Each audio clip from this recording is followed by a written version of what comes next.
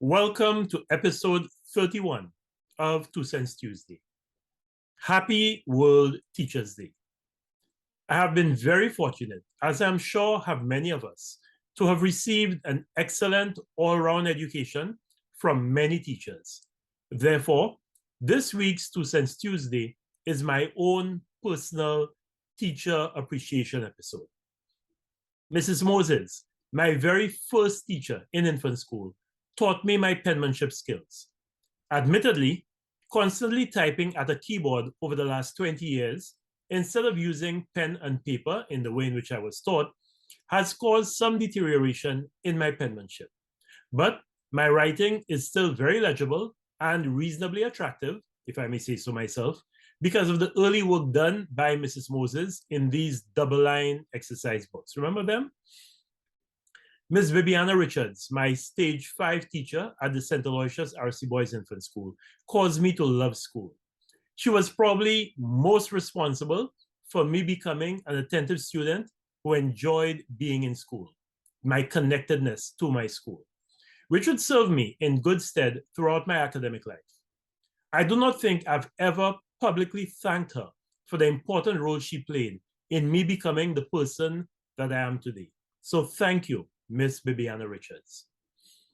In primary school, my standout teacher was Leo Clark, who taught what was known then as the scholarship class, the class on the stage, which was one of the two common entrance classes at the St. Aloysius R.C. Boys Primary School. Leo caused me to enjoy writing stories. He made me challenge my brain with mental arithmetic, to the point where I still delight in working out numbers in my head instead of resorting to the calculator. And most of all, he awakened in me an interest in current affairs. Our principal, or head teacher as he was known, Mr. MacArthur Fowle, taught our extra lessons class and kept us sharp and ready for anything the common entrance examiners could throw our way. I really owe a debt of gratitude to these two gentlemen for helping me navigate through what is usually a very stressful period. At St. Mary's College, the great lineup of teachers continued. Mrs. Gertrude Outram helped me develop a fascination with how I could use the English language to express myself. Brother McCartan Sheehy, whom we called Kobo behind his back, represented my first encounter with a mathematical wizard. That man would draw a perfect circle on a blackboard every time. He kept a running register in his head of the outstanding balance of every college boy in the bookshop. His mastery of mathematics was unrivaled. Mrs. Harvey, bless her soul, made me fall in love with biology and natural sciences, a love that has endured to this day. She was a no-nonsense lady who caused even the self-professed troublemakers in our year to behave themselves while in her class. But she made biology so beautiful and easy to understand that studying it never felt like work for me. Kendall Hippolyte gave me a deeper appreciation for English literature. And although I never developed a love for poetry, Kendall made me understand and appreciate the imagery in storytelling, which in turn made the stories and the books that I read come alive. Joe Clouden, in his short stint at the college and, unfortunately, on this earth, gave us a teacher we could relate to, one who seemed to understand us as young boys. He taught chemistry and physics with a casualness that made the subjects feel less intimidating. Clyde Vincent made the best of the history material that was on the curriculum.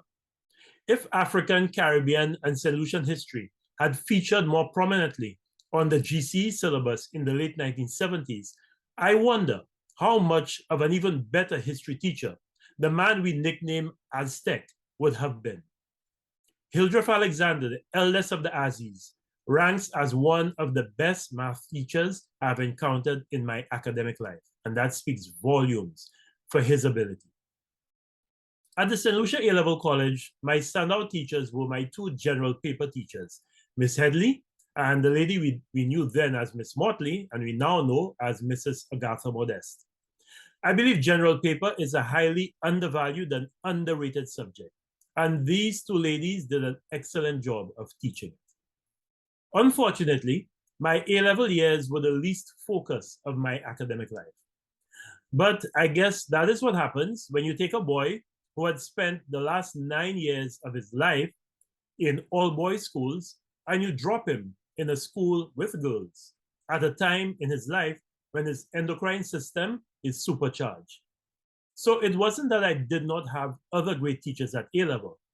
It's just that I wasn't at my most receptive to what they were teaching. I regained my focus, however, when I went to the University of Ottawa. My first year zoology lecturer, Jim Fenwick, helped me to remember why biology was my favorite subject. Jim Fenwick made me understand the biological origins of life, which armed me with a critical foundational knowledge of living systems on our planet.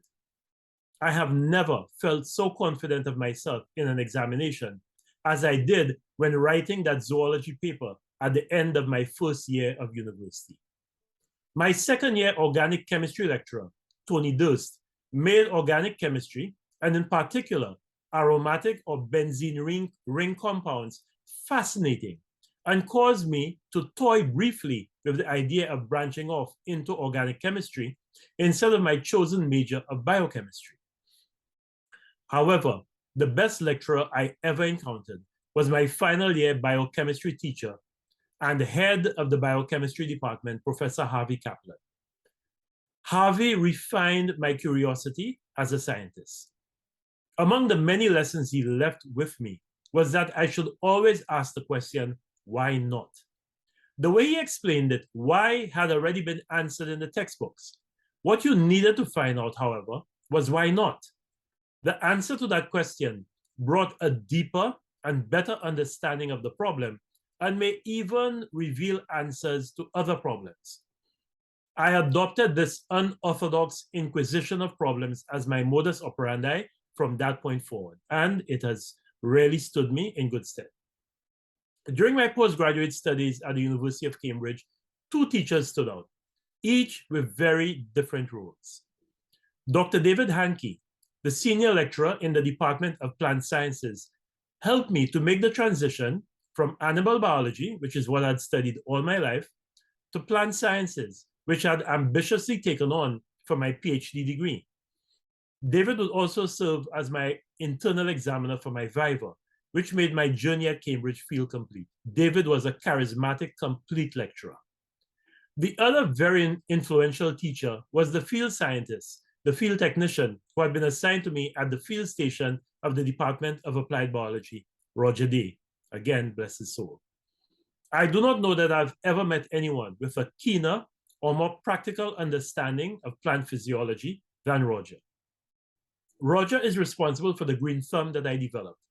He taught me virtually everything I know about handling plants, from growing them in a greenhouse and in controlled environment chambers, to the precision application of plant growth regulators, to understanding the various stages of plant development, to using radioactive markers to track the uptake of nutrients and growth substances in plants, to using X-rays and histology to examine plants further. You name it, I learned it from Roger. I got an opportunity to put into practice some of the things I had learned from that great army of teachers when I taught biology and integrated science at a one-year-old Leon Hess Comprehensive Secondary School with Mrs. Jane Bourne as the principal. My students taught me the value of patience, of always simplifying my explanations, of trying to see the funny side of a situation, and never taking myself too seriously. So, even as a teacher, I was still learning. I hope that to my students, during that relatively short stint, I was half as good a teacher as those from whom I had learned. We owe a huge debt of gratitude to our teachers, which we never come close to repaying. However, the teaching service is in serious need of attention. Our teachers are under-resourced and underappreciated. The school environment has become much more challenging and complex than when I was a student. Teachers must deal with so much more. However, I fear that our school system has not evolved with the times and does not currently provide our teachers and our students with the dynamic environment that these times demand. But that is not the fault of the teacher. That is a totally separate subject, which I hope to address in a subsequent 2 Cents Tuesday and in other avenues. But today is about showing love and appreciation to our teachers. Happy World Teachers Day to all teachers.